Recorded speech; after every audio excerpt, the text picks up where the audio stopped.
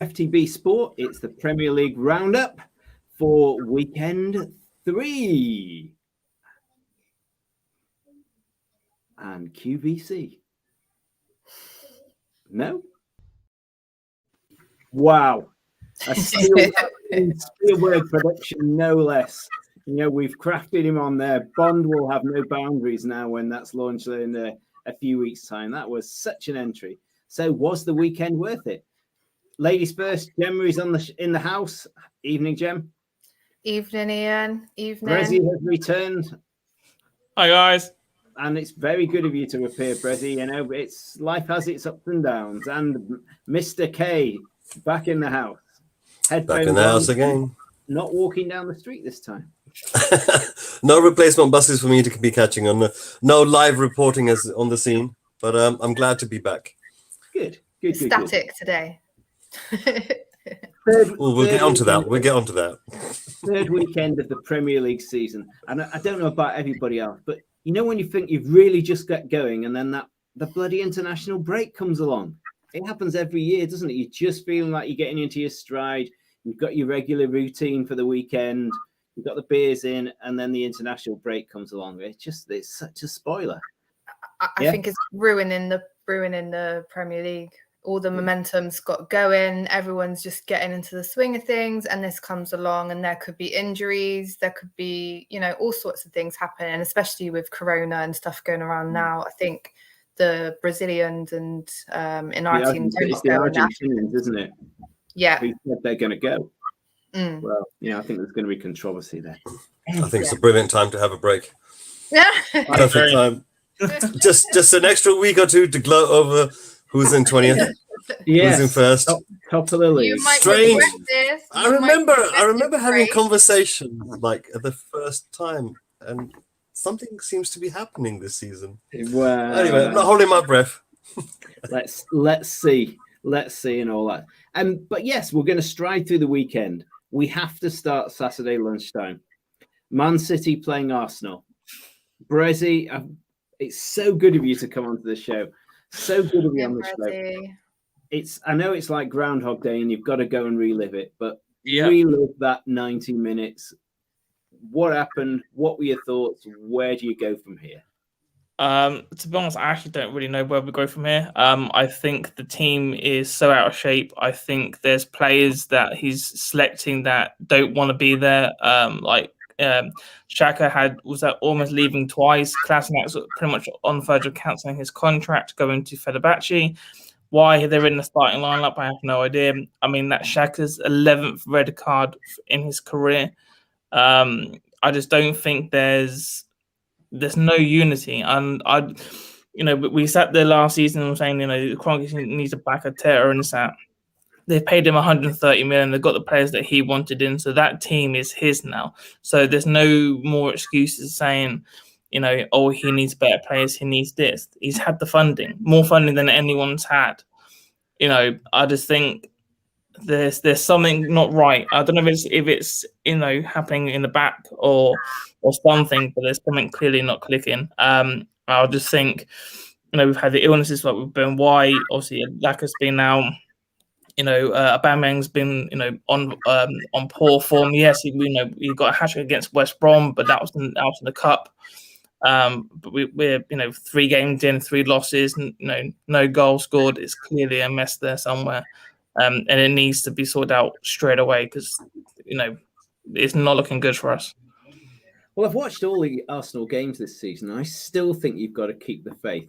There is no alternative out there. In your dreams, is Conte going to pick up that Arsenal banner and run with it? No chance.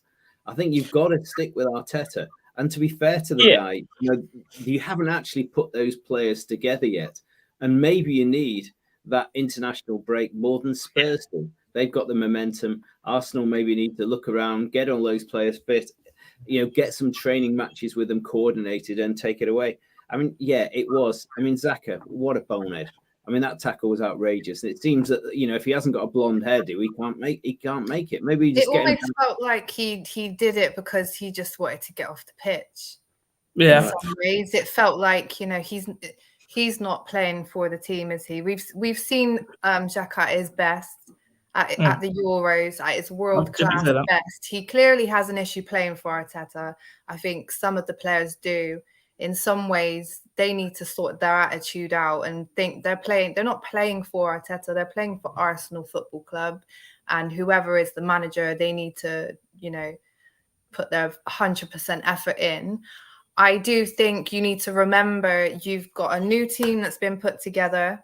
Your first game was Brentford, newly promoted to the Premier League, up for it. We were a bit worried about having Norwich on the first game. That could have been a banana skin, and I don't think anyone would have been, having much to say to Klopp if we had lost the first game away to Norwich.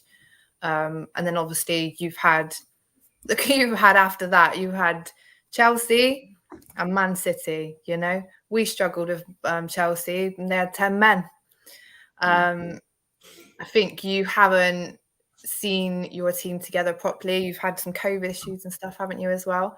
Yeah. But I will agree, at the same time, Arteta just doesn't seem right. He doesn't seem to be putting the right attitude into players. He needs to be a bit more dominant in what he's putting across. But like Ian said, I think you just got to ride it out this season. My one bit of big criticism for Arteta, though, was he looked so naive. 35 minutes, Xhaka gets sent off. And he doesn't make any changes. Yeah. That's technically Arsenal were only 2-0 down. They had 10 minutes. He had to make a change there, and he didn't. Yeah. And it looked he made himself really stupid as a manager. Well, look at Chelsea. They went a man down and they put 9 on the back line. It made it impossible for us to break down. Whereas, like you said, Arteta, what did he do?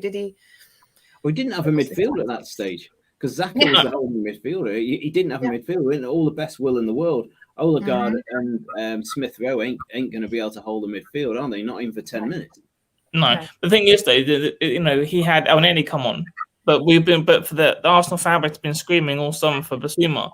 That would have been a perfect thing for him to go next to. Yes, we've got Partey's out injured, but the problem is that if a player goes out, we've got no one then to replace him. So if we get like we've got 4 injuries, and I think we've got about 3 COVID cases. That's pretty much our first team pretty much now gone. So we're now relying on our squad players. If you look at City, Chelsea, Liverpool, they've got depth where they can go, right, okay, you're injured, you can pull someone else. Not so much. And you have to think, the 2 clubs you've just mentioned there, Man City and Chelsea, no offense, Ian, but that's the money clubs. Like, nobody's competing with that. And don't look at my club and think we've got depth, because listen, no. It's not happening. I don't think you can compare your bench to Man City or Chelsea. No, of course not. Before I hand over to Mr. K and his views on this, 2 things. Grinning away. Firstly, Basuma to Arsenal. Well, who knows? But we have this fantastic transfer show starting at 5 o'clock on Tuesday. The whole of FTB is in for it. So for those watching, it is going to be like the event of the year. Basuma to Arsenal, Basuma to Liverpool. It could happen on Tuesday, and hopefully you'll hear about it here on FTB.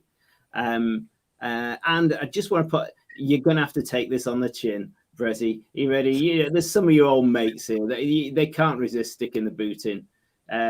Okay, so we got Reese here who's saying hello. We have Foxy who's saying hello, but then they start going through it.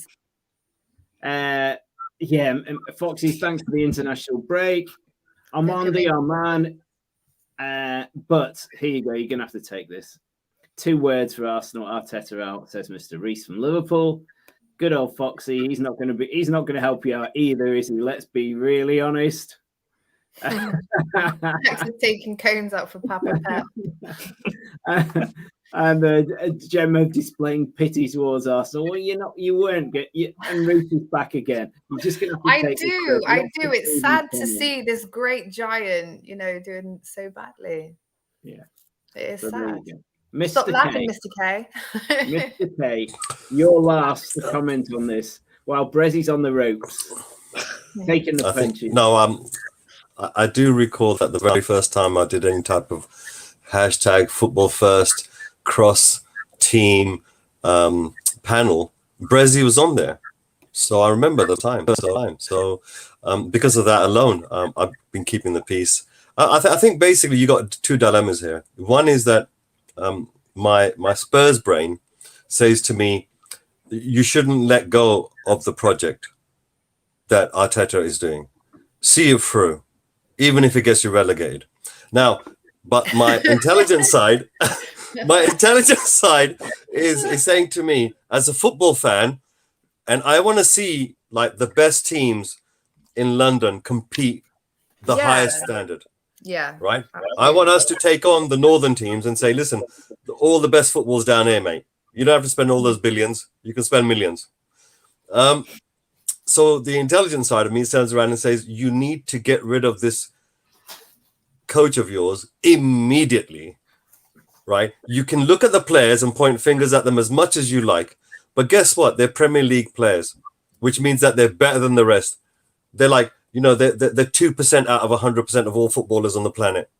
And you're turning your nose down at these players. They get paid millions. It's the coaching staff that are rubbish. It's your upper management that ain't got a clue.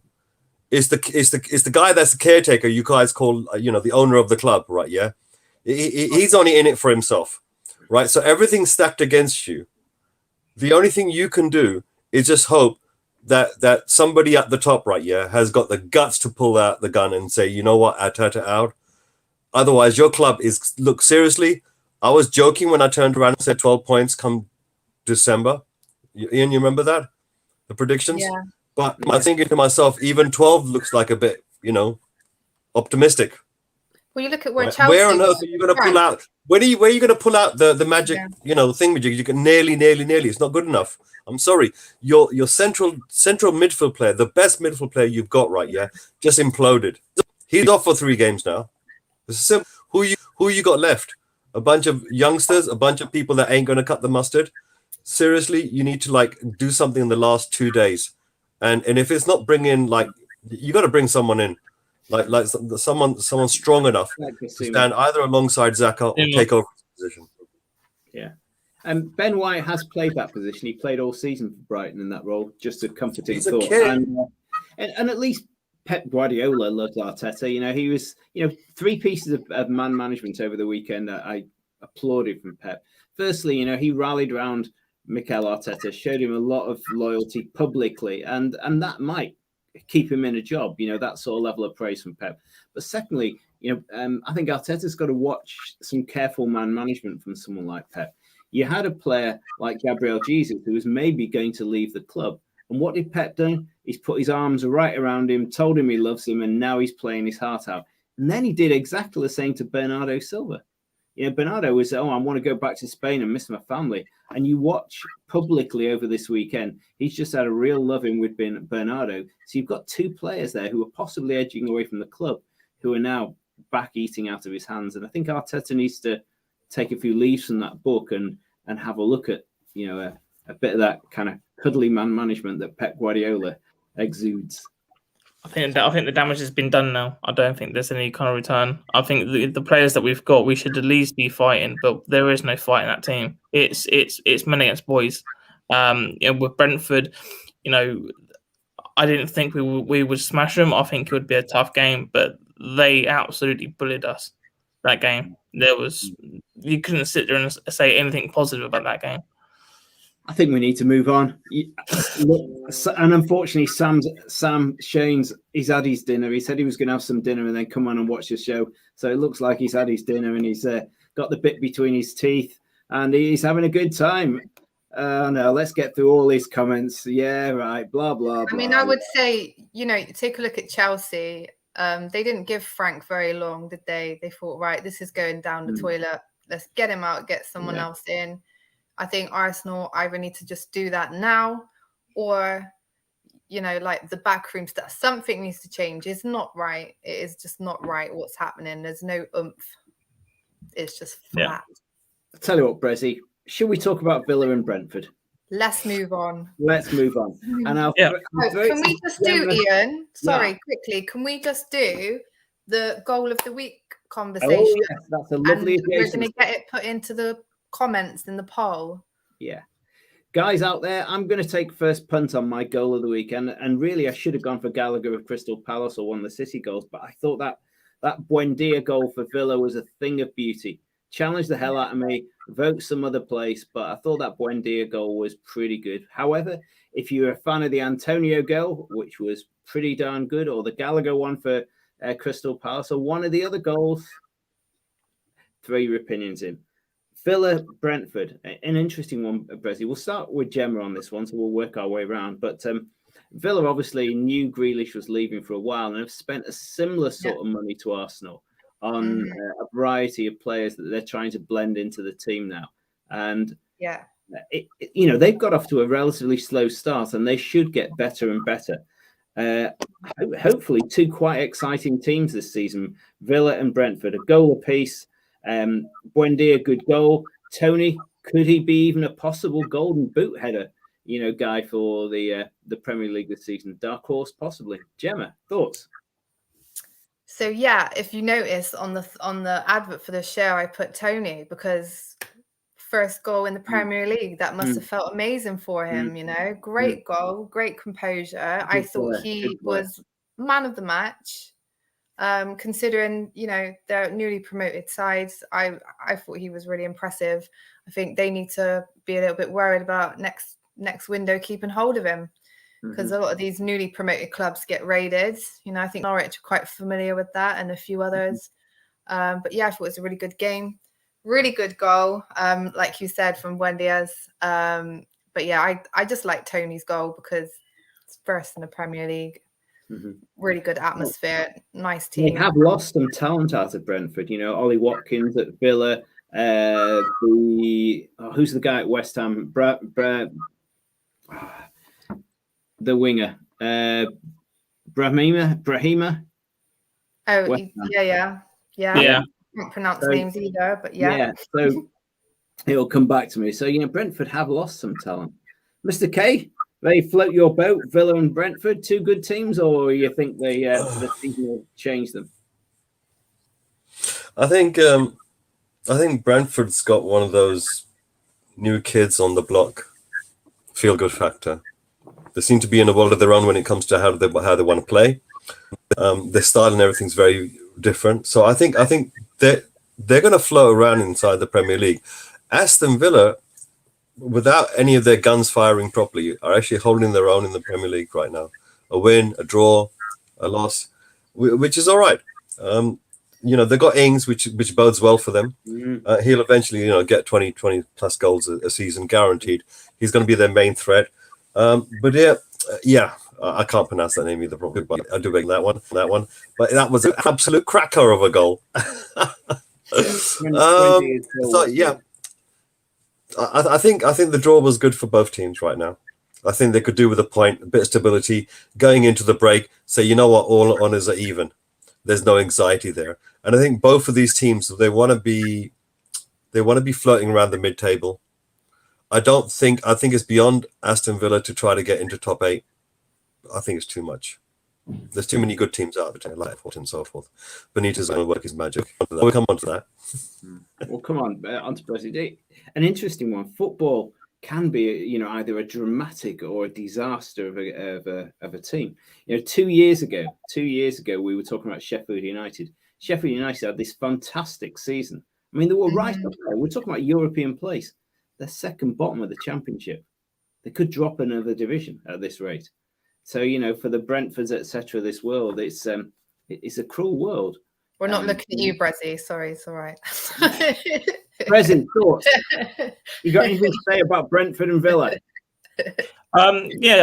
Two very good teams. I do, when I was in the Championship, I was really going for Brentford. I actually quite like the team. But I agree, it's a good point for each team. Like, going to the international break, good time to kind of recharge, go again after. But I do think Brentford is going to be a bit of a dark horse. I don't think they'll be like as top as what Sheffield United when they came up, but I do think they'll stay up. I do think they'll have some unique goals in their time in the Prem. Yeah, I think Tony's going to love playing in this league. We'll come on to that. Let's move quickly on. And actually, sorry, but I'm going to start with Gemma again on this one because Brighton 0, Everton 2. Rafa, surely they're going to be, the Everton fans are going to be with him now. Because that was what a game. Really game. see the game, but I read all the reports and they said it strategically. It was a really beautifully won game by Rafa there in Everton. Yeah. I give them, if they haven't already fell in love with him, then, you know, it's not going to be much longer. He's such a classy guy. The way he sets the team up, he's very smart. Gray, I can't remember his first name now, Demarai Gray. What a talent. Bargain. What a talent. Yeah. He, on a counter attack, he just ran straight down, straight through everybody. Great finish.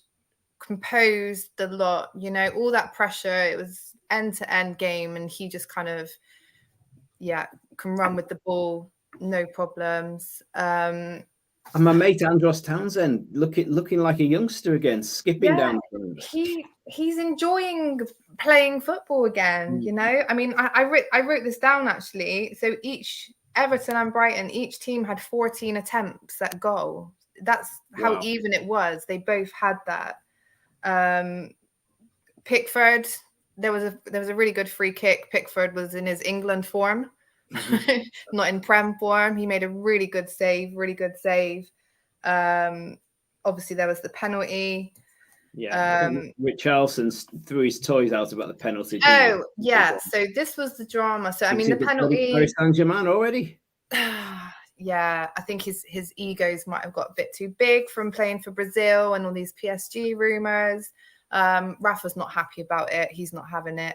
I think Townsend kind of calmed it down a bit in the end. But Coleman's running into the box. I think he knew he wasn't going to get it. So he's kind of put his back to the defender, gone down, won the penalty. It's a bit soft. But Richarlison, he's always had a bit of an ego, hasn't he? So he's come over, picked the ball up. He's a petulant. Rafa said after the game, you know, he's second on the list for penalties. He knows that Calvert's on it first, so don't understand why he's done that. He said he just said he thinks he's just eager to get goals, but I know behind the scenes Rafa's gonna, you know, unleash on him. But fair play to Calvert, because all that pressure and all that drama, and he slotted it away nice and calm and collectively. I think Brighton would be a bit disappointed with that result, but tactically, Rafa, I think Graham Potter is a really good manager. I'm not saying he's ready to replace Arteta at Arsenal, but he is strategically, he's a good manager. He's a good man. Mr. K. I think Gemma was absolutely spot on when it came down to strategically being played. Look, Townsend, we know Townsend really well. You know, ex-Spurs player, ex-England international, explosive. He can also do a mean shot from about 30 yards. Absolute crackers. He runs around all day long, right? He will run around all day long. He'll go and nip and parry and, you know, getting studs in there all day long. You got Iwobi on the other side. So I think Iwobi, Townsend, you've got yourself a team that's set up to burst out of the gates. Okay? So you got Brighton that likes to hold the ball. They like their playing style. They're going to hold on to the ball for ages. So you're going to have 60%, 63% possession. And then you're going to have Everton absolutely explode out. You know, with Demarai Gray leading the charge. They've also got classy finishers. Richarlison's a very good finisher. And Clive is an excellent finisher. I think a couple of years ago, there was talk of him coming to Tottenham as a backup backup to Kane when he was injured. I think we should have got him. Absolutely excellent player. Tall, can score from anywhere, from any angle, using any part of his body. I've seen him do it. Like, excellent, classy finish. I can't say. I think he's going to do really well this season. If you can hold the current form he's in, he's definitely got a European slot. If they can do something in the transfer window, then they might be able to push on for top four. I doubt it, though. Yeah. No, I think they're going to have a good season, Everton. Brezzy. I didn't watch the game. I was out at that point, but I do think it's a good 3 points for Rafa. I do think obviously Potter is a good manager, and I do think he can set a good team up. I just think that obviously Rafa outplayed him. I just think he's just got that little bit more firepower with Calvin. But yeah, good 3 points for Rafa Benitez. Good. Let's just have a quick look at some comments that have come in. Yeah. First one, our mate Reese, Liverpool fan. My goal of the week. I hate to say it. It must be. No. But it was a good header, though. You got to say that. Okay, so our theory, me and Kev, Kop Artist, is it was meant to be a flick on. That's our theory. When you rewatch it, it kind of looks like it's meant to be a flick on. If it was intended, fantastic. But anyway, move on. And Reece, you're absolutely right. It's Ben Rama. Ben Rama, that's it. Yeah. Ben Rama. Oh, what a bonehead in. Foxy, yeah. Little comment in here. Ivan Toney's a brilliant striker. Yeah, and absolutely. He's going down memory lane for when he played for Peterborough and bigging himself. Said he was going to be a Premier League striker. Yeah, you think you are. Sam's clearly on a high. Your mate there. Spurs are top of the 9 points. Blah blah blah. No goals. I would watch who you've played and who you haven't played. Those Spurs. Right. Oh no. Oh, he's definitely had something good for his dinner. He's really had something good for his dinner. Yeah, absolutely. I agree, Sam. He's overrated. I think he overrates himself. Yeah, he has a bit of an ego. He'll probably be perfect at Paris Saint-Germain. Hang on, we'll come to this one. Anyway, let's move on to another game. And I don't know if anybody else around the table, and we can start with that, Sam. And that is that Steve Bruce doesn't half get a hard time from the Newcastle fans. He's never had much money to spend there. They were so bloody lucky to lose to a penalty, and it was a dodgy VAR one. Lascelles, I think, made the foul in the 96th minute. Yeah. And then for the second half of the game, the Newcastle fans will be seeing Brucey out. Newcastle 2, Mr. K. They need to be careful what they wish for, don't they, at Newcastle? I think, look, the results haven't really gone for them. They could have done better than they currently have done. So I think they've lost about maybe 3 points altogether, reality-wise. But having said that, considering what team we're talking about and who's in charge of them and who the chairman is, I don't think they're doing too badly. No. They're certainly doing better than that team which is last right now in the Premier League. So. And they never looked like getting relegated last season, did they? Not at all. I think no. You know what it is? This I think right now we've probably seen Brucey getting on top of the team right now. He's got Max. He's got what's the best way to? What's the best? He's got Max. Let's call him. St. Maxim, yeah. Let's call him Max. They've got him playing out of his skin, and if this young man can stay consistently there and not get injured, I can 100% see someone coming along and buying him in either January or come the end of the year, and that might give Newcastle a bit more money. But right now, they need to keep hold of him. Yeah, because he's the only bright thing they've got. Honestly, I'm not joking. Great, love him. He's a good player. They got a good squad. But yeah, I think Southampton. What can I say? I think something needs to change in Southampton. But they're getting stagnant without much money. They always get plundered of their best players. No, but this season they look extra stagnant this season. And I don't want them getting a 9-0 drumming from somewhere just to realise it. I hope they do. That happened twice. That 1 year, the year before, it's like every year they do a 9-0 drubbing, and that can't be good for the morale of the manager. It can't be good for the fans. They really need a little lift. Someone needs to inject something into that club. It's needed. I think it's the Armstrong guy up front that they got from Blackburn.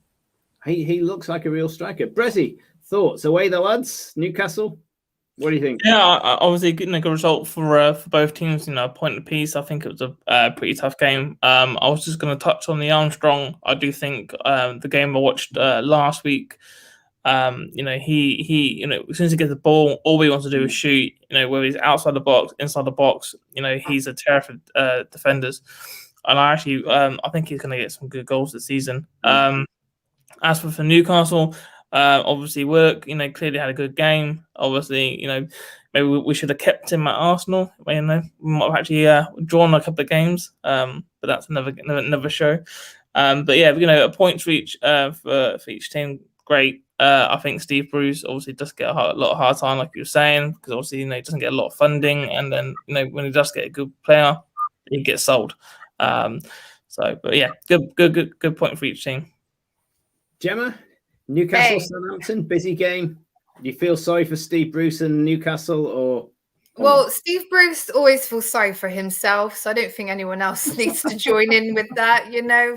He brings the pity for himself. I mean, what a crazy end to a game. It kind of felt like it was a, cup final, the way that ending went. I mean, he's gonna feel sorry for himself. I think that's 2 games in a row now, isn't it, where he can say decisions haven't gone his way. So I completely understand that. Maybe he's going to enjoy a little break as well now. But, Southampton, they drew against Man United, didn't they, last game? So he shouldn't feel too hard done by. Yeah, no, I think they'll be fine. Wilson stepped up. Yeah, I think they'll be fine, Southampton. Mr. K may be right. They'll get a whipping at some stage. But, character-wise, it still didn't get them relegated last season. No, the thing is that they need to look. What's their purpose of being in the Premier League? They've done good up until 2 years ago, and then the idea was for them to kick on and try to get into top 10 on a regular basis. But they've come nowhere near that. The last 2 years just been a repeat, and that's what I said. I fear for their team because they've not really injected or changed it too much. The top 6 now, and then you've got other teams, like Everton and West Ham and Villa. It's a competitive. You know what it is? Maybe I'm expecting too much from Southampton. I just want them to really. I think about 7 or 8 years ago, Southampton dropped 3 divisions. And then we just raided them. Yeah. Everyone's been raiding Southampton. That's the crazy thing about Southampton. It's like let's move on. From them. Our darling boys at Norwich, because I think everyone's rooting for Norwich to somehow turn this around. I thought they were going to get a point, but our man Vardy, he's a spoil sport, isn't he? Go on, Mr. K. Norwich. Have they got a snowball in hell's chance? Look, I said it at the beginning. Unfortunately, Norwich is going to be that team that's going to be, stuck somewhere near the bottom of the table. Unfortunately, I got proved wrong. So someone decided to take those honours instead. But stop it now. Stop it. But it will continue to be Norwich staying there. Look, like you said, the great owners putting faith into the team, putting faith into the manager, going down and then coming back up. I think they've done a fantastic thing. I would like for them to do something, but we shall see. It's down to the signings. If I see something coming in, say now or even in January, then I can turn around and say they're fighting for it, scrapping it out. But I don't see it. I see the championship team at best. I don't see them as a Premier League team. Twice before the deadline day as well. So what's left deadline day, 5 p.m. till midnight. Will Norwich lose another player? Could it be Cantwell? This is the place to find out. Absolutely. I think Palace is probably going to be the most busiest out of the lot of them. I think Palace let go of 8 players or something for 8 regular first team players last season. They let them go. So that was quite a lot. Anyway, we're coming on to them. Yeah, they were a bit unlucky, weren't they? Because they had a offside goal, didn't they? Which I think they're a bit unlucky for. Yes. Cantwell was stood in front of Schmeichel, and they were saying he's blocking his view, but the height difference, he wasn't really blocking a lot, was he? To be honest, it's a good 10 inches clear. But yeah, it's just maybe the organisation let them down as well. If Cantwell had, been in his position where he would have been. But then again, you have to say he didn't interfere with play. So I think they were unlucky that they didn't get that goal as well. Brezzy, you got a soft spot for Norwich or Leicester? No. I do. Obviously, I do think Leicester had a good season last year. I just don't think that they're going to do it again this year. I just think there's too many teams who have invested heavily in their teams. I just think it's going to be a much more tougher top 6, top 8. Not to say that they wouldn't get into it. I just think it's going to be a lot harder challenge for them. I didn't watch the games, but I do think there's 3 points for Leicester. I do think Norwich will stay up. I think it'll be by the skin of their teeth, if I'm honest, because obviously they've, the teams that they've got to play. But good 3 points for Leicester. Yeah. I mean, I hope every week Vardy scores a goal. I just think that's amazing. Every week, isn't he? He's well rested after the summer, but I hope Norwich stay up. But I just can't think of 3 worse teams. I'm sorry. Vardy actually, the All Brighton goal, Vardy actually created it, didn't he? Pretty much himself, driving down the middle. So he's phenomenal. You think of Milner and you look at Vardy. At the age they are, they're still driving down these defenses, putting the fear. He still puts the fear into the centre backs, doesn't he? He's perfect at his job. He knows exactly what he's doing. Well, let's hope Ronaldo's not watching and listening to you. Wasn't Arsenal close to buying him though? You remember, 4 seasons ago, whatever it was. Yeah, when Wenger was there, I think it was like £1 million, and that was all. Something like that.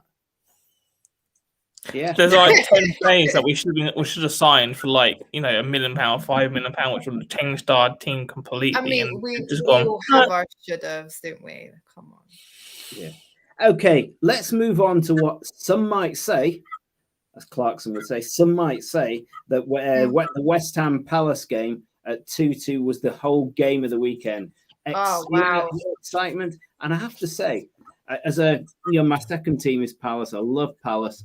And when I watched West Ham beat Leicester and Mikel Antonio was unplayable, I mean, you got to love the guy. I feared for Palace. I thought Palace could get a bit of a beating from West Ham. So to come back twice, to gain a point, whoa, maybe Palace have got it. Go on, Brezzy, you take this one first. Did you see it at all? I thought it was going to be a draw. I knew that obviously West Ham was really good last season, but that was the Lingard effect, I think. Obviously, I do watch a bit of French football, and I think Vieira is always quite a defensive manager. So I think he would have set it up quite defensively, and it'd be more of a counter-attack team. So when it was 2-2, I thought it was a good match between the two. I did see the highlights, and I thought the Antonio goal at the end, I mean, that was an absolute cracker. But I do think that Palace were playing some good football. I just think Vieira just needs a bit more tweaking here, and they'll start bouncing back, I think. Take some faith in that, because Vieira's having to knit a whole new team together, a bit like Arteta is, like Villa are, Norwich finding their feet. It is early days, and there are a lot of very new teams getting knitted together. Gemma, thoughts? Did you watch the game? I thought it was brilliant. I think that was the game of the weekend. I think if anyone didn't watch it, I fully recommend to watch extended highlights. We've all said we think Vieira was kind of landed in the middle of the ship, basically, with Palace. What was left to take over? I don't think there's many that would have wanted to take that job over for fear of messing up their reputation, where he's gone in there. And I thought Gallagher was absolute game changer for Palace today. They hadn't scored any goals yet. Things weren't looking good. They've gone into this game. I think the one thing with Palace, though, is their centre-backs look quite slow. They're not very good at positioning. They don't seem to trust each other. Anderson and Gui, yeah. Yeah. They don't seem to trust each other in defence. And it was sometimes the goalkeeper's coming out and the centre-backs aren't letting him come for it. There was nearly a goal in the beginning where they've crowded the goalkeeper, and it's messed it up. But yeah, so Palace first goal, it was a bit scrappy. I think the goalkeeper, he got his hand to it. He needs to do some of this in the gym with some weights. Very, very soft hand. He should have saved that. He got his hand to it. It wasn't that hard. It wasn't full force. Antonio, he's just in his peak form. He's so confident, isn't he? With his cardboard cutout on Monday. Yeah. So he's come into this game thinking he's going to dominate it. And then out of nowhere, Gallagher comes with an absolute stunner, fires it through. And next thing you know, West Ham are thinking, shit. Yeah, these guys are ready now. But it's spread throughout the whole team. So you could see the whole Palace team thinking, right, okay, they've got a bit of momentum. Yeah, Zaha, he was great in the build up to the goal as well. I think eventually they all just kind of found their mojo. But yeah, absolutely great game. Palace finally have found the life that they needed through Gallagher. I think. I'll come back to that. I know Foxy's never agreed with me on this, and he consistently said Palace will be scrapping for relegation. I hope you're wrong. But it's too early to tell. Yeah, Mr. I mean, their defense doesn't look great. Well, the problem it's the first time those two have really played together. And Wheater is a fantastic shot stopper. He's kind of like a big David De Gea, but he communicates as badly as De Gea as well. This is it. Yeah, there was lack of organisation in that. Not happy about crosses, but I think give it time. Mr. K, soft hands on the crosses. Only two things. I think three things really. One is that the young man Gallagher, he's a loanee from Chelsea. And he was definitely. I remember some years ago, he was definitely on my radar as like one of those little wonder kids coming up through the ranks. Yeah, that was many years ago. It's good to see him bursting out onto the scene now and actually playing. He can do a lot more. He's still growing. He's still a young man.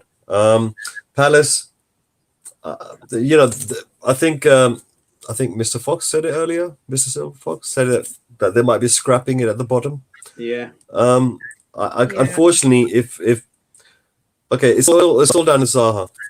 If he gets sold before the end of the transfer limit, or if he stays, it's down to him. He's the one guy that can keep that team in the Premier League. That's 100%. Yeah, that was crazy. West Ham, can you imagine it? Second in the table.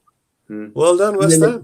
They look good. They're continuing from the end of last season. They're continuing. They look good. The pitch looks like some kind of cows have walked all over it. And David Moyes was unhappy. They couldn't play the ball around. I mean, it's only third game of the season and the pitch is falling apart. I mean, come on, guys, get it there. Technically, Crystal Palace had more of the ball than West Ham did, but that was just meant that it wasn't by much. They should do something with it. Right. They lost the Watford in the League Cup and had 70% possession. Yeah. I think West Ham sometimes just lets the opponents have the ball for a while anyway. It seems a bit of Moyes style. Mm-hmm. With Moyes, it's always about attrition. Yeah, he's a manager, but I have to say, I like his team. I like his team. They're exciting, full of energy, cohesive, playing for each other. I think they're like Everton. They're a good team there. It's maybe some of those wise old heads and managers like Moyes, Benitez, Steve Bruce. They still have a role to play in keeping a team safe in that mid-table. They still have a big role, like Roy did so well at Palace. So we'll see. Brezzy, did you see the game? Thoughts? West Ham Palace. Yeah. So I've already given my opinion on this one. Yeah, he asked him first. Go Brezzy. You asked him first, Ian. Oh, sorry. Sorry. Oh, you did. Sorry. Apologies. Right. Moving on then. Is Gemma? Do you know Yasho, the guy who's commenting on here? No, I saw him earlier though. I think he was talking on the Man United show, weren't you, Yasho? I think he's from Jamaica. So welcome.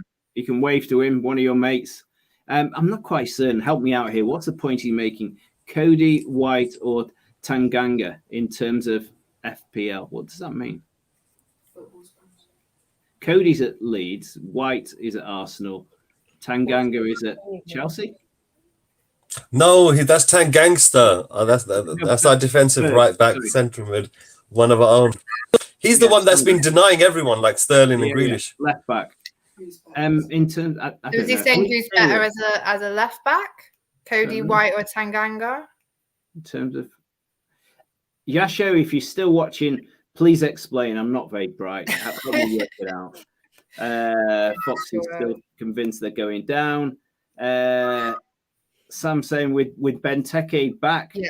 Ayew, Zaha, and Gallagher in form, Palace may provide some surprises. I'm with you. It's just their defense. They need to get some organisation. Yeah. You know, Vieira needs to drill them these next 2 weeks. Should we skip over the next game? No, perhaps not. Gemma, we've got to reel you in on this one. Liverpool won, Chelsea won. Yes, I watched it, and I have to say the only comment I'd say is what a high quality game. It was like seeing Hagler and Hearns going at it from the 80s in the was middleweight. the heavyweights, wasn't it? Yeah. What do you think? Okay, so my feeling coming away from it is, you know, I was pissed off. I'm not gonna sugarcoat it.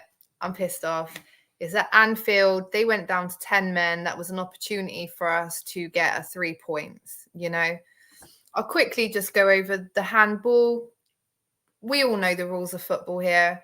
It was handball, goal scoring opportunity, which means a red card. It's sad to see it. It is the rules. We don't, you know, have a say on the rules.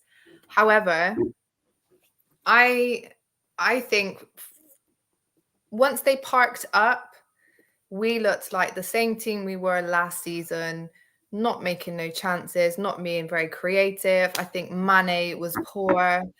I don't understand. Bobby was fantastic when he was on, cancelling out Kante. He had to come off with, I think he's got some sort of injury. I'm not sure. I don't think it's serious. He came off and Jota came on.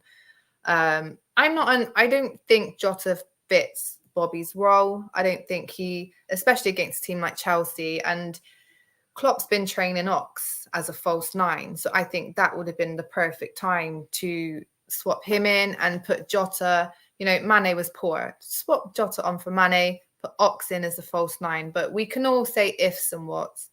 Did a lot of good tracking back, Mane. I was watching it. He did a lot of good tracking back. Mane covered a lot of ground. Yeah, but he didn't create anything. You know, that's his job. That's his role. That's what we were lacking. He was quite frustrating. I have to say Salah was lacking as well. Jota, we were definitely lacking in the front half. Miss Firmino.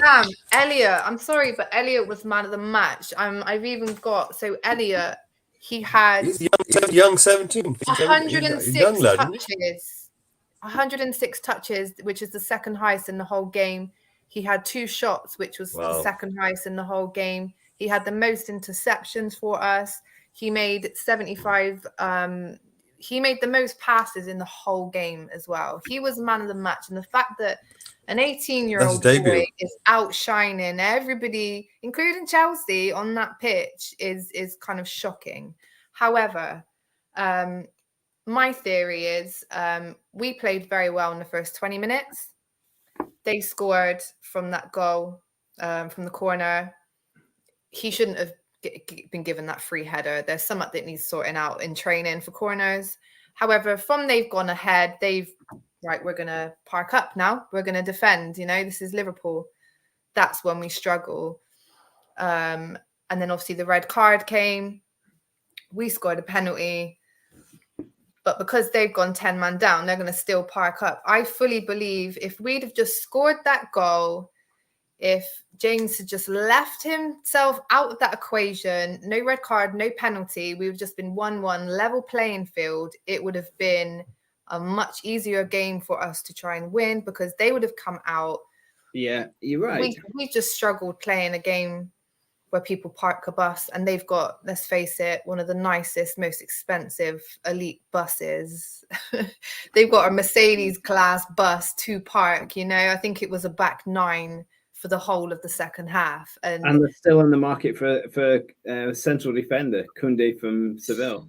I don't think there's many teams in the Premier League that could break down that Chelsea 9-man bus. And Mendy and Rudiger, fantastic. And Aspilicueta was everywhere as well on that. Yeah, so, he was up to his old tricks, you know, Jorginho diving and pretending things were happening. I think we managed to get 2 goals past them, but that was friendly. Yeah, I do have to just say, though, you know, everybody kept making a big fuss about Virgil. He's been injured. When he comes back, he's not going to be the same. He's not going to handle Lukaku. He is world class. He's come back after 9 months and he is just as slick as he was when he left. And I'm sorry, but Lukaku, who? Did anybody really hear his name mentioned? Clubfoot, I think that's a great name for him. Lukaku, because even Matip, I think he started targeting Matip more in the end because he was getting no joy with Virgil. And even Matip towards the end, there's a clip that I've got on my Twitter, just shoulder barges him off the ball, like, get out. Yeah, I think Virgil and Matip, top class pairing, centre backs, world class performance. If you want to know how to deal with Lukaku, watch our performance with our 2 world class centre backs, because they just made him look like the Man U Lukaku. I think Sam was being a bit sarcastic earlier about Elliot. I think he was trying to pull your liver bird over that one. Yeah. Brezzy, come on. Did you watch that game? Did you watch the game? Oh, I did watch all of it. I watched parts of it. I did think I thought it was going to be a much more high scoring goal game. If I'm honest, between Liverpool and Chelsea, I thought it was going to be quite a big match. But a point between is always a good thing. I was happy that Virgil's back because my wife absolutely loves him. So that's my little red flag there. But yeah, it was a good little game. I'll say a little game. It was a big game. Yeah, good points. I can't really say much because I didn't watch most of it, unfortunately. Yeah, that's fine. Mr. K. To tell you the truth, I got bored from large parts of it. They just kept banging it from one direction to the other. One team and just standing in front, putting blue shirts in the way, and the other team, as they tries their might, just couldn't get the ball into the back of the net. They didn't have any creativity enough. They didn't know how to stretch and pull the Chelsea defense apart. I don't know how Liverpool are going to become champions if they cannot take apart a defense like that. Yeah, that just doesn't make any sense. Even if you're missing Firmino, who cares? And you allow an 18-year-old to get your best stats. That means that the rest of the team, what's going on? I mean, why not them left, right? Yeah, it seems to me that Liverpool, the team is not on it this season, right? At a counter, they do extremely well against everybody, but to be that championship-winning team, that you've got to have more than that. I know. I mean, right now, I look at Man City, and they're not doing that fantastic. But guess what? They got plus 9 goal difference. Three games played. No more. They haven't had to. And that's in 2 games. They haven't been tested. In 2 games. They haven't been tested against. I know, but I think this is the best time to beat Chelsea when they go down to 10 men. That was honestly a gift, a gift on a plate. But, I want to see as I said, when they park up, like I said, I totally agree. Oh, but no. Look, we're not that type of team. League, the best defense. Honestly, they defended. Honestly, I'm expecting. I'm expecting Liverpool to step up this season, right? Yeah, and to split up. Man United, City, and Chelsea. I expect there to be a 4-way scrap for the title, right? Right. Liverpool has to really step up right now. They've got to do something. They've got 2 days left. Maybe bring someone extra in because they haven't really done much. They need a little magician. There's rumours of they need someone. Why not bring Coutinho back? We'll just bring Coutinho back. Look, Ronaldo's back. There's a whole lot of people coming back. Why not bring Coutinho There was a fresh back? rumour today of Suarez, to be honest. Bring him back. Rumours today of Suarez. People. I also maybe yesterday that's what we needed, I heard another rumor today, interestingly, that Villa were after Curtis Jones for 15 million. Really? Yeah, I heard that one. It's interesting, because Liverpool have had these future superstars before, whether it's the Ryan Brewsters of this world or the lad who ended up at Bournemouth. I can't remember his name, who's scoring goals for Bournemouth out there. Solanke. And then Curtis Jones was a god last season, and now linked to Villa. He got injured in pre-season. Is Elliot the same, or do you think he's the real deal? Elliot's the real deal. He's been the same since before he even signed for Liverpool. He's awesome. Curtis, he got injured in one of the pre-seasons just before the Premier League started. He'll be fine when he comes back. It's not a big injury. I still have full faith in the both of them. Like I said, we smashed Norwich. we killed Burnley, which are a very tough physical team. This was a heavyweight game versus Chelsea that unfortunately, because of the red card, got ruined. They parked up and it became a very boring Chelsea defence masterclass. I was disappointed. I was most disappointed with a lack of creativity from Mane. I was screaming out in the end, 70 minutes in, let's just fucking get Minamino on and Tsimikas, because they've been absolutely fantastic in pre-season, and it's, but we'll see. Okay, one other compliment I would like to say is and that's a team from Man City who aren't famous at burying all their penalties. Under pressure, you got all that kerfuffle had gone on, the handball, it was the stroke of half-time, and I watched Salah get into the zone. It was like there was no one else there in the world. He stepped aside to the right. There was no question that he wasn't going to score that penalty, and I thought, I've always thought he was pretty arrogant, but that took it to another level of confidence. I mean, I just watched his eyes and back it up though, yeah, boy, he was. He's only missed one penalty for us. Yeah, he was. But it was the pressure. It was it all kicked. It's similar to Kane when it comes to scoring penalties. I mean, they're both lethal. Right, moving on. Mendy, the 2 yellow cards. Mendy was kicking up the penalty spot. That's why he got a yellow card. We all thought it's because they were arguing, but they were kicking up the penalty spot. Moving on.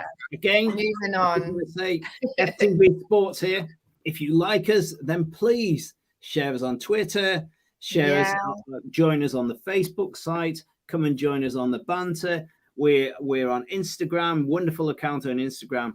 Tell your mates and get ready for Super Tuesday, the transfer show from 5 p.m. through till midnight. Lots of different hosts, lots of different participation. Boy, we're going to have a party. Plenty of banter there will be on that day. Sadly, weirdly, I did actually watch Burnley Leeds. I watched that, and it was actually a bit of a humdinger. They were really going at each other. And, Burnley won, Leeds won, a late equaliser from Bamford. Go on, Mr. K, tell us. Burnley Leeds, did you see anything? Thoughts of those two teams? Safe survival for both? Only the highlights. I didn't get to watch the whole of the match. I was really wanted to watch it, but unfortunately, couldn't watch all of the games, unfortunately. But this is one of those games which I kind of expected there to be like a draw or something anyway. Burnley's very strong, very tough. Leeds want to play, want to score. And it's the usual suspects. Now there was something. Maybe you can remind me when that goal went in by Woods. There was an announcement made regarding it, and I don't remember what the announcement was. Was that something like some sort of record scoring number of goals for how many goals Burnley has scored or something? I'm not too sure. I missed that. I'm trying to look it up right now to see whether or not there was an award or something, or how many was a record for scoring that many number of goals or something. The only record I remember going down this weekend was the one that Bloody United got for the away successes. But there we go. The away season where there's no fans, yeah, we'll come back. It's all right playing away when there's no fans there, isn't it? Hey, yeah, I don't find that very impressive. How comes it's the usual suspects that score the goals? It's Bamford, and I mean he really pulled it out to really get that. I mean, it was pressure all the way towards the end. Look, Leeds were playing much better throughout the whole. But have we not heard that before? Yeah. I hope Leeds don't have a second season syndrome. I really hope, because that Ellen Road crowd have waited for like 20 years nearly for Leeds back in the Premier League. What was that chance by Rafinha? I remember now. It was a lovely chance by Rafinha. He almost got that one in. And I think that would have changed the dynamic of the game. He's another good player that's been on Liverpool's radar. Brilliant, no? Yeah. Brezzy, Burnley Leeds. Yeah, I did watch the highlights. I did think it was actually quite a tough game between the two. I thought it was pretty open. They both had chances, but 1-1 between them two. I did think it would be a bit of a Bielsa masterclass, but clearly that was not off the day. But a point between the two, I'll take that any day as a Leeds fan or a Burnley fan. So yeah, good point. Gemma, Leeds Burnley. So I saw the first half, and unfortunately the second half I had to go and do some stuff. But I wouldn't expect anything less. It was a rough game. I just had to look it up then. So there was seven yellow cards in the game. Yeah. This is Burnley, we've experienced Burnley. They won't give it up easy. So it was never going to be an easy game for Leeds to come to. I know how Bielsa likes to play as well, full attack. Burnley would have been prepared for that. So yeah, it was a good watch. I think Burnley will be disappointed with the goal that Leeds scored. But yeah, I think Leeds ultimately they should have won that game. But it just shows the testament that it is Burnley. They are rough and they are willing to fight. So you guys watch out. But the quality of chances weren't that fantastic, though. I mean, they only had both of the teams had like 12 shots apiece, which is all right. It's quite a decent between the two of them. But the problem is how many of them were on target? Yeah, they weren't fantastic Let's were they? move on. They weren't. So, no cutting edge. And I'm conscious. Next. With fanfare of trumpets, Mr. K. Spurs 1, Watford 0. Going into the international break, top of the league. The stage is yours. Do whatever you want. Look, basically, this is where I wanted to. Where I'm going to finish now is where I started originally with Arsenal, and that is if rid of it, and you bring in some get something out of the players. We've got people like Dyer and Sanchez in the middle of our defense. And if you told us at the beginning of the season that we're going to win 3 games and we're not going to concede any, with Dyer and Sanchez being in the middle of our defense, we would have said no, never in the month of Sundays. But this is what happens when you bring a new manager in who knows what he's doing, put his on-ramp players or can get them to working hard. You can get results out of quality players. The players in the Premier League are quality players. The type of players we currently have right now, I think I'm getting very, very happy with them. They're passing the ball around. They're not completely 100% slick, but if they were, then they deserve to be where they are right now in the top of the league. But yeah, it feels good. I think the match was always more or less in control of Spurs. There was 1 or 2 incidences when there might have been an upset, but that would have just provoked a reaction from Spurs. I think every time Kane got the ball, there was about at least 3 or 4 people on him straight away. So they definitely understood this is where the danger is. But I liked Watford. I think Watford is a decent team.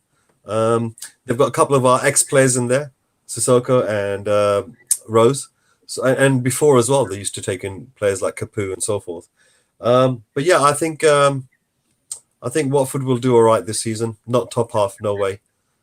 Second half at best, maybe just above relegation, around about 15th to 16th, I reckon. Yeah. And the lot around. But it's really down to us whether or not we're going to maintain our form. 2 days left in the transfer. Anything could happen. Yeah, anything like Norwich, Watford could get plundered for. Is it Sarr? There's. We've been asked to stay away from him. He was the best player against us. He was the best player against us today, without doubt. He gave us a lot of problems. Like Norwich and Watford, 2 or 3 bad, or Southampton, 2 or 3 bad injuries, a good player getting plundered on deadline day, and your season can change, unfortunately, because there isn't. Unfortunately for clubs like there isn't enough depth, or even if, as you pointed out, any club, if Palace lost Zaha on Tuesday. I don't know. I mean, I'd be surprised if anyone comes out with 200 million by Tuesday. Right. Gemma, thoughts on Spurs Watford? I just got a question for Mr. K actually, and this isn't being hateful or banter or anything. Are you a bit concerned at the lack of goals? There's been a lot of 1-0s. Let me explain that. Honestly, many of your games. I agree with you. I understand exactly what you're saying. Are you happy with the way he's setting you out? We had this discussion the other week about this, the lack of goals which are coming through our team. And I turned around and said I was absolutely delighted. I think it's the best thing I've seen so far from our team. I no longer fear us letting a goal in. I no longer fear. I see us now as being solid in the midfield and solid in defense. This 4-3-3, right, that Nuno's got us playing right, is telling every team, including firepower team like Man City, firepower team, maybe when you guys come around, we'll see the same thing. But the firepower teams right here have absolutely nothing against us. They keep coming up against our walls and bashing and not getting through. They may have one or two tiny chances, but unless they take them, they're not going to end up with anything. So I think other teams may do low blocks. We tend to do mid. No, I said other teams tend to do low blocks. We tend to do mid blocks and press high. So I think to a certain degree, the way we're doing it right now, it's good to feel solid that you're not conceding. Yeah. And it feels good that you can score one goal. No, you can score one goal and you can hold it without fear and fret. That is a very good thing to feel as a team. I think if you're a type of team and you have to score 3-4 goals in order for you to win, then obviously you're very afraid of things in the back. Okay. I mean, it's not scared. It's just having fun, isn't it? This is fun. It's a fun game. But I agree. The 1-0 wins, if managed correctly, they are very controlling and dominant, and it does speak volumes. I'd be happy with 3 clean sheets. We've had 2, but 1-0s, they're not. You don't have that feeling of dominance. We don't have a Champions League to hold up or a Premier League title to hold up or try to defend, right? I'm sorry, but we don't have one of those. So obviously for teams like those, right, then obviously this might be slightly disappointing. But technically speaking, for a team like ours, for us to do this type of, not let the goals in, the table shows. This is the takes to be successful. Sometimes other teams out there maybe should start looking at the way we're playing. Because you tried it your way, it didn't work. I know, but if you were playing against someone that can score a lot of goals, you're going to struggle, I think Sam's in here, penalties, free kicks. Brezi's going to come in now. I know, I'm sorry, I'm allowing Brezi in here. Spurs, top of the league. You've got to have a view on that. You've got to have a view. Taking out the rivalry. I think it's very good for Nuno. I think obviously he's proved what he done at Wolves, and I think he deserves his call up to a top team. So fair play to him. I think 3 points for Spurs. Obviously, it's going to be good for them. Obviously, top of the league. I got to wash my mouth out with soap in a minute. But for Nuno, it's good, and it shows that what a manager he can do with a team especially with Dele Alli, who was always frozen out for the last 2 managers. He's brought him back in, he's got him working again. So no, I think it's very good for Nuno. Non-rival, 37th choice for the job, hasn't he? Yeah. But yeah, good 3 points. Technically speaking, I think it was the 58th, but so you've got Palace next, haven't you? You've got Palace away next. That's going to be. I'm going to look forward to that. Palace and then Chelsea. Had we got the other coaches in, trust me, had we got any other coach in, we wouldn't be where we are right now. Trust me. Even if we had Conte in or whoever, even Conte and Mourinho together, it wouldn't. Even if we had Klopp and Pep in our squad as managers for our team, they wouldn't be able to get a tune out of him the way Nuno has. It's just something clicked. That's all it is. We're not going out there and destroying teams. Don't underestimate my Klopp mind. From the Stevie Wonder school of manager selection came Nuno. Right, we've got to move on. We've got to come on to our last game. But I will let Sam. He's obviously, he's had his good dinner and his wine. He's very happy about his football. Spurs, barring the excellent City performance, the goals have been coming from penalty against Wolves and today a free kick, which fortunately the goalkeeper should keep out. I think there's some implication that not everything is as certain as you might think. He'd prefer more game time from Lucas Moura. Absolutely. I mean, I remember him going wild in the Champions League. He's a really good player. I would like to support that and just say, that first game of the season against City with all the players coming back, the clanking machine, you were fortunate to get them at the time that you got them. That's all I'm going to say. Moving on. Last game of the weekend. And we'll take it. I'm going to start, Brezzy. You can kick the ball off on this one. Wolves, and I tell you, I didn't get to watch it, but I was watching it online, and I was thinking when it got to 70 minutes, could they? And unfortunately, they bloody didn't. And United won. Resi, what do Yeah, you think? so I watched the highlights, and I think Wolves and Man United was a bit of an open game. But I do think that for the first 30, 40 minutes, I think Wolves had Man United on the back burner. With Troy, I think he was absolutely a menace for United's defence. But obviously Greenwood got the goal. Obviously Fernandes had a disallowed goal for offside. But I think all he cares about is the 3 points, and when Ronaldo comes in 2 weeks' time, he's going to have a goal fest. So yeah, good 3 points for Ollie. I think it could have ended a draw or at least a 1-1. I think it was a bit bad for Wolves. But Gary Lineker, full of praise on Twitter to Wolves, said, they've played really well, not taking anything out of the games. He felt the stay up. Gemma, thoughts on Wolves United?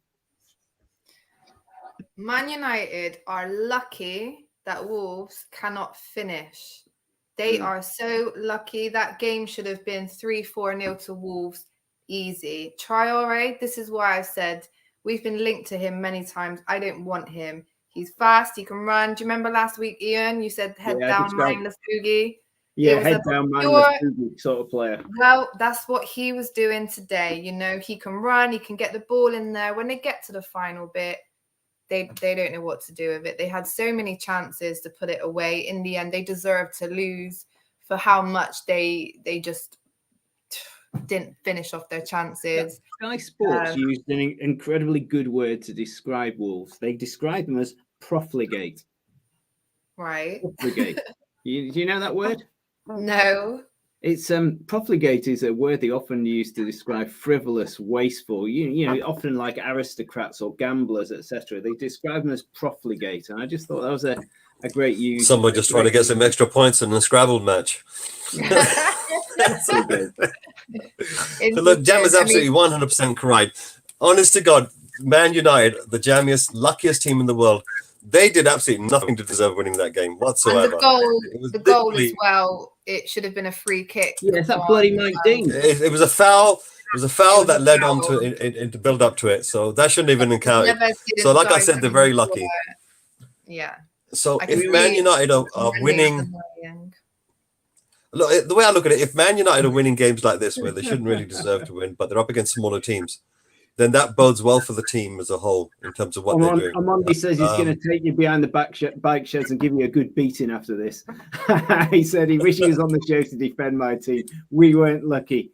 Yeah, the Man United and the Mike Dean show. They were. I think Man United. It wasn't even that they played bad. It was, the amount of times Wolves had a chance and they just couldn't, poor finishing. If they'd have had a Vardy, it would have been a murder. It would have been a bloodbath. But yeah, Fred. I think Man United. I think Man United were a little bit lucky. ED is now officially spelt with spaces to allow the ball to pass through.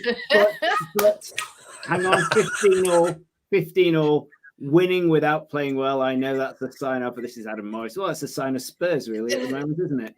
It's a sign that Wolves need a striker. That's what it is. I was playing with you, Amondi. I know you're a man of peace. You wouldn't really give Mr. K a beating behind the bike sheds, but no, look. It's honestly right now. Wolves are one of those teams. They're about to get plundered the next 2 days. They're about to lose this Traore guy as well. I think it's coming over to Spurs. But with the amount of money that Man United spent, so having those type of players. I mean, who got the assist today? Varane, right? So the way I look at it, it seems to me that Man United, they need another 6 months of the team gelling together before they can really go for a title push. But for some reason, they seem to be. That's my point. It seems to me that they're already on the title push without having put that time in. Because Sancho's just come into the team. It's like you need a little bit of time to gel. And then you got Ronaldo coming in as well. It's going to be crazy. I think it's a little bit like Peter Pan coming back to lead the Lost Boys, isn't it? Yes. Well, there you go. He's going to be whipping them all into shape, isn't he? I think you're about to see how many times go into fifth gear. No, but how many times have you seen De Gea do this? What a save! Yeah, what a save, guys. We need to wrap it up. just one last thought on the weekend 3 of the season. Brezzy, then on to Mr. K, and last with Gemma. Your parting words and thoughts before the international break on the third weekend of the season. Brezzy, what's your parting thoughts? That we need an international break, because I think Mikel Arteta needs to go back to the drawing board and look at maybe a new style of play. And to be honest, that's all I've got really. Cheers, Brezzy. Thank you, sir. Mr. K, your parting words, parting thoughts on the third weekend. I think I'm with Brezzy on this one. I think we need this international break. We need a little bit of time to create lots of memes of first and last. And having this international break gives us all the time to create them and to appreciate and to share and like. And all of you guys out there who like this, click a like and a share. And I just want to say, I mean, is this beard, you and Nuno and this matching beard, did you get buy one, get one free or something on these beards? Even the Brighton manager, he's got, the beard going on as well now, isn't he? It's not quite. Yeah, we were linked to him. We were linked to hit the Brighton manager as well. Thank God we didn't take him off. He was the 35th choice, wasn't he? He turned it down. No, what it was is that beware of any coach or manager that turns up to your doorstep and says that he wants to do a project. Run away. I think they just interviewed anyone with a beard, basically. If they were walking past the ground and they had a beard, they invited them in. Stop being wicked. Gemma, what's your last thoughts on weekend 3 of the the Premier League season? All I'm excited for now is Tuesday, 31st of August, transfer deadline day. It has been the most weirdest, surreal windows for a very long time. Last season, it was boring, wasn't it? Transfer deadline day and windows, absolutely boring. If you sign one player, who do you want? Basuma. There's this Mbappe thing. I'm just going to flick it to the other two lads as well. Mr. Okay. K, do you want one player on Tuesday? Who do you want? On Tuesday? Well, we already got the player we wanted, Kane. And the other player that we wanted, Son, he re-signed a new contract. If there was anything at all, I'd like some sort of creative mid to come in. I mean, there's a few teams out there which need a creative mid. We're one of them. Okay. So any creative mid will do, as far as I'm concerned. Who are you having? I'd like Mesut Ozil to come back from Turkey. Right. Okay. Great. Or wherever he's at. Right. Okay. Brezzy, if you could have one player on Tuesday, who do you want? Can I have 10? No. You'd need a Basuma or Basuma, a Martinez. We've had to pick one. Madison. I would say Martinez. Sorry? Martinez. Taro. Yeah. What Martinez, the Belgian manager? I thought we were signing. No, Martinez from Inter Milan. Oh, yeah. Martinez, yeah. He's not coming now because Lukaku's already left and they don't have anyone at all. They need a two-man team over there. I need to wish you sweet dreams, sleep Just well. Before we go, Ian, the goal of the week poll. Ooh, so yeah. Me and you head to head, wasn't it? So Buendia for Brentford against Brentford got 29%, and Gallagher goal versus West Ham outshone him with 70%. Wow, that's a good goal. That was a good goal. It was. Gallagher's definitely one to watch. I'm gonna respect to the girl. Respect to the girl. I think it was the emotion of it, Thank you ever so much. Thank you ever much. I hope you get what you were looking for on Tuesday, 5 till midnight. We'll all see you there. Like us, share us. FTB Sport. Adios. Bye. Come on, you Spurs.